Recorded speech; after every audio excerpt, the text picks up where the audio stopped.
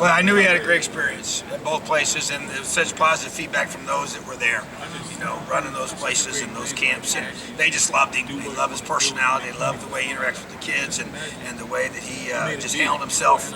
Obviously very impressed with his arm talent, his ability to make the throws during the drill work that they did. And that's why it wasn't like they just go there to be counselors. They go there, they have their sessions to work as well. So to me, they were very, very complimentary of him, but I wasn't surprised. Mobility has been such a part of Mike's game, even since the beginning. But how do you balance that with the injury history going into the season? The fact that I think you got to be smart, and we've had a lot of discussions about that as a staff, but it is live tackle football. I keep saying it. It's the truth, and everybody on defense is trying to get to the quarterback, right? So he knows that too, so he's not going to play, in fear of that. He just got to let it rip. But we got to be smart. I think there's just there's an understanding of where we want to put him intentionally into those situations, limit those, and then, but he's got to play the game, and he knows that.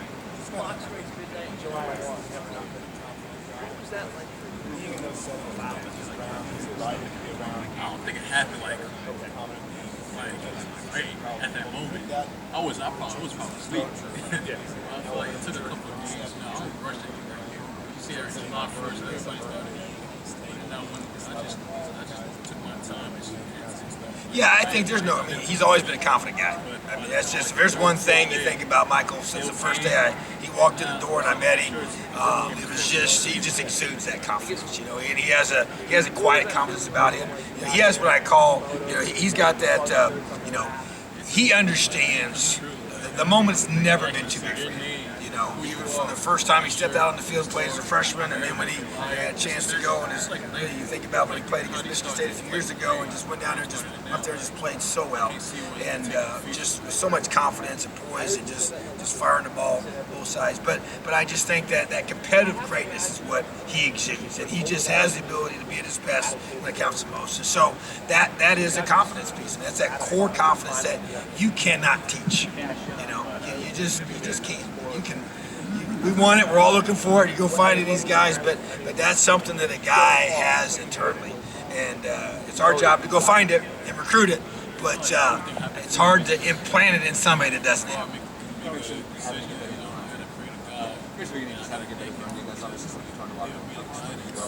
How much progress do you think you made this spring? How much further do you go, I guess, to be in this spring? Yeah, I like the progress that we made, and definitely want to build off of it in fall camp, and so, but that's a critical part. I think, just going out and getting a guy like Stephen Carr to give us some more depth at a critical position. We got a bunch of really good players at that position, but several of them are untested, right?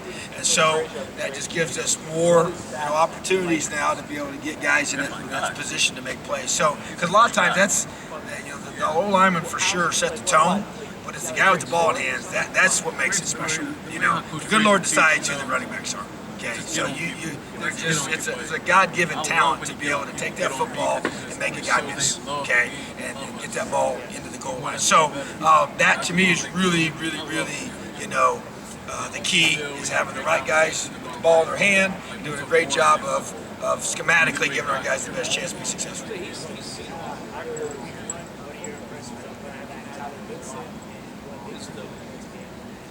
He's a stud now. I've watched a lot of film on him. I tell you what, he's extremely patient as a runner. I love the way he just, knows how to cut and when to cut.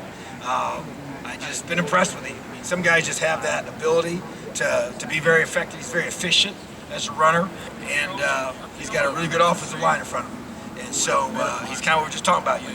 They got a combination of both of them. You got a talented running back, you got a big old strong offensive line that does a really, really good job. So, very impressed. When you play Iowa, you better stop the run. Tom, you talk.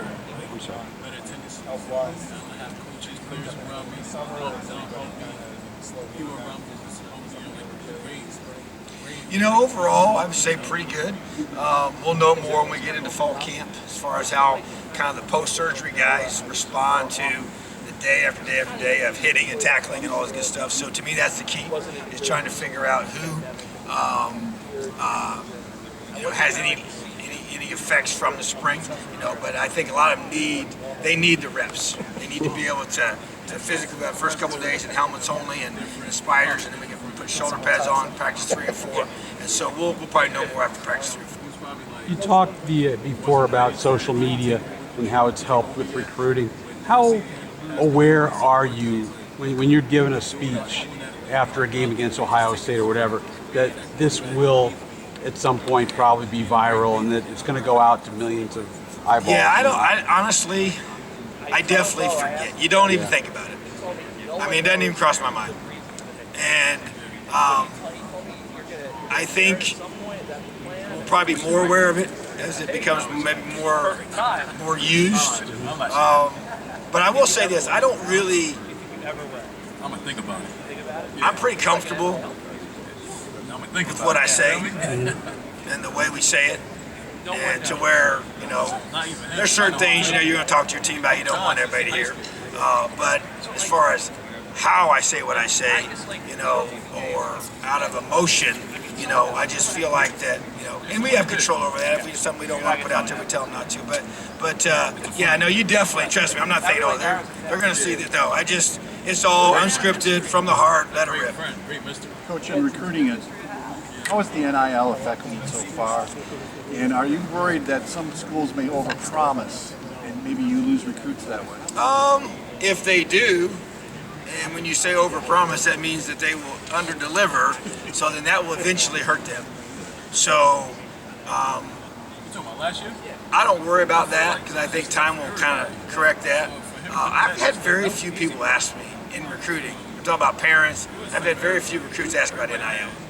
Very few. So I'm sure we may get more once they kind of figure out what the landscape looks like and how hey, this kid did this, and So, but yeah, I've actually gotten less questions than I expected from recruits about it.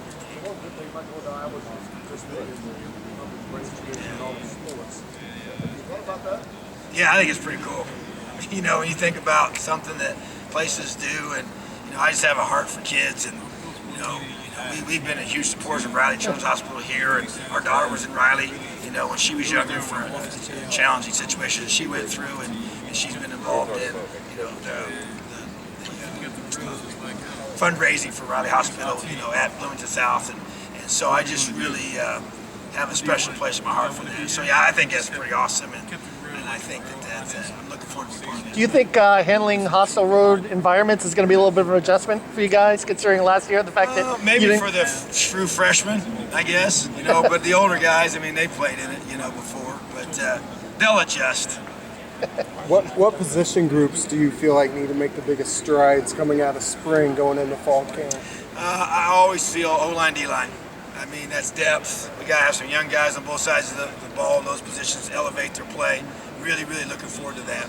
But they need to, that's just a huge part of our growth as a program. And excited about the other positions. Think we got a lot of good players there, but everybody's got to elevate.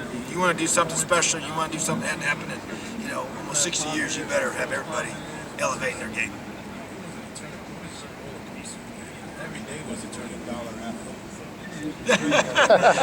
No, we don't. So yeah, interesting. Yeah, wow. Definitely, I heard our players talking about that now. For sure. You talked about your return game as one area you thought you could better add. Yeah. To me, I think just creating explosive plays in that return game to me is a critical part. I feel like that you basically you just get first downs by that, and I want to make sure we especially punts, because kickoffs can be such a with the way they kick now and the rules and different things, and so you got to be strategic in how you utilize that. But to me, the punt, you got to be able to make it pay. Is that some of that confidence because of DJ Matthews coming in? Yes. Yeah, and I expect us to be able to maximize those guys. And I think David Ellis, to me, he's one of our most gifted players. Okay. And he had an injury last year, and he just really never recovered from it. It just always kind of seemed to hinder him. And so I'm anxious for him to do what I know he can do. Coach, you came in 2016, right? You came in and took over the defense as a DC. You had 3 words: tackling, takeaways, and effort. And encompassing all that, you told the defense that without Elio, we wouldn't do this, right? You single-handedly changed over that 1 year. Defense, as far as being in the top 25. And throughout this time, you became a head coach, you've broken through barriers, you were relentless. What's on the horizon for your players? Well, that's a great question, Lino. I think what's on the horizon is I want to see our team live out the belief that we can do what I believe we can do when I first got here, which is win a Big Ten championship. And I understand that's a challenging goal to have. I understand that many people didn't agree with me when I said that we are eventually going to do that, with our time here with this program. And we have recruited a team and built a team to believe that. And as the players that are part of our team know now that have been here long enough, that I was just talking with Peyton Hendershot 2 days ago, and he said, Coach, he's just reminiscing about how different this team is from when he got here, and to be able to see the culture change and see the expectation change and to see the change on the field. But he was more talking about the way the players believe and the way the players work and the way the players now talk about doing those kinds of things. And so to me, I want our players to live out what it feels like to do something that hasn't happened in Indiana in 54 years, okay? And so, but there's a reason why it hasn't happened in 54 years. It's hard, okay? And it's really tough. And we're not promised anything. And that's why we're chasing greatness.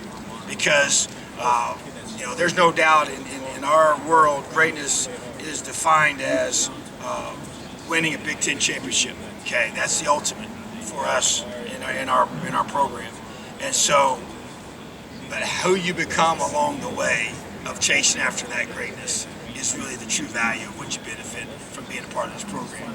And so I'm excited to be on that chase with these guys. As you've been chasing these past 6 years, who would you say is your best 6-year player? My best 6-year player, man. That's got to be Marcelino Ball.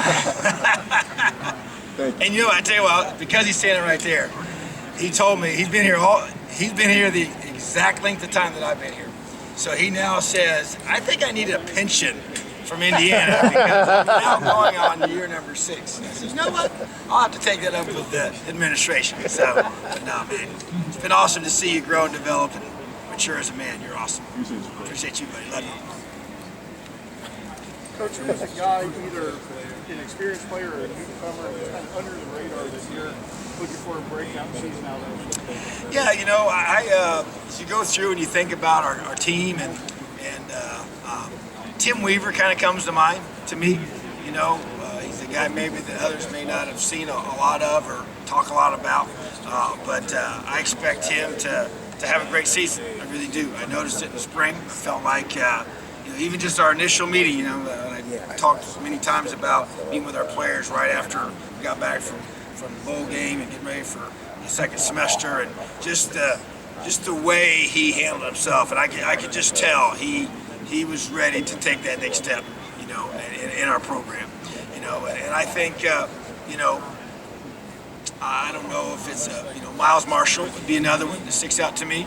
I believe it's his opportunity and time to elevate his game and put himself in position to make plays consistently, and I know he's worked extremely hard to that end.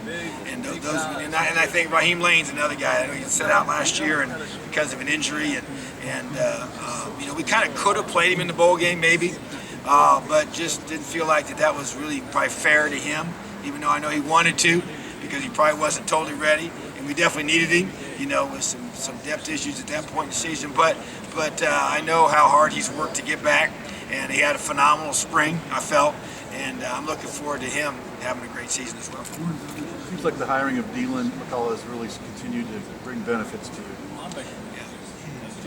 What has his impact been already on? Yeah, it's been multiple.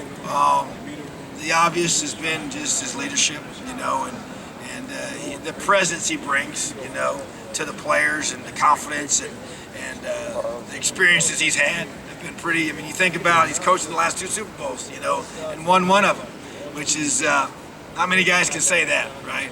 And so, but the thing that I love the most about Dylan is he chose to come here. You know, he chose to leave the Chiefs and chose to come to Indiana, and that's pretty awesome. You know, and he wanted to be part of our program. So, you know, I don't know if there's a better testament to what we're building, what we're doing, as a guy like that made that decision on his own.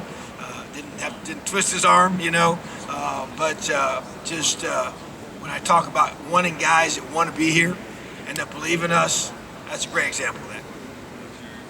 Coach, the offensive line, I don't know if you've answered that question, but how important is it to get your best 5, even if they're playing in positions they might not have played in the past in games, but getting your best 5 players to play at the same time? Yeah, I think that's probably, that's the objective, you know, and that sometimes is easier said than done, because you got to think about, okay, so if this guy takes all these reps at this position, you know, how does that affect him if he does end up having to change back based on his experience and how easily he processes things, you know. So that's definitely a variable you have to deal with, but at the end of the day, you want to get your best 5 on the field.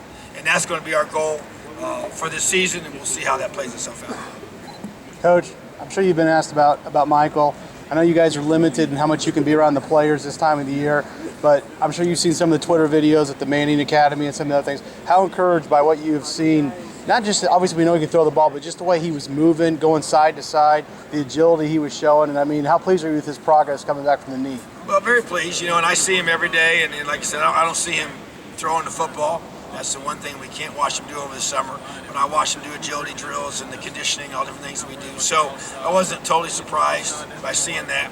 I know he's been throwing a lot with our players and with our player practices, and we're throwing with the receivers one-on-one time to them privately. So, you know, that's just, you know, he's a hard worker. He's got big dreams. He's got big goals for himself. So not surprised at all. But yeah, encouraged. You see that. You see him moving around and doing things like that, which is good. But that's what he needs to be doing this time of year to get ready to play in September.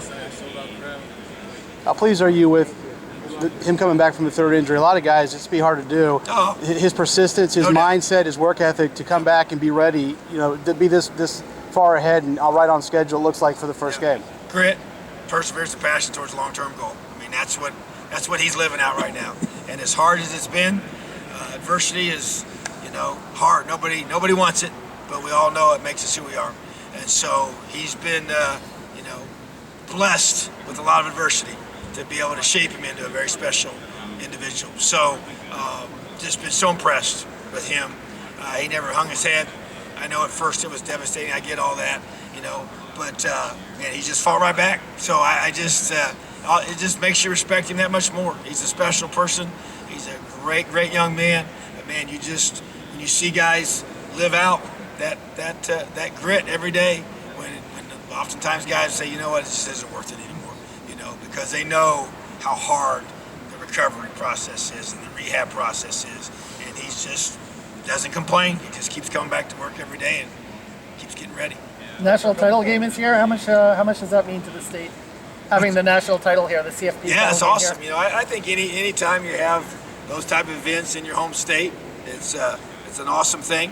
And you know, football is important here in Indiana, and there's no question the Colts have totally transformed that. You know, I was here as a kid before they ever got here, you know, and so just know the difference. And then when Peyton Manning came here and how much he and that whole team and what Coach Dungy did and how that affected the whole, you know, state and high school football, youth football, everything like that. So just anytime you have a chance to have those type of events in this you know, in our state, it's pretty awesome.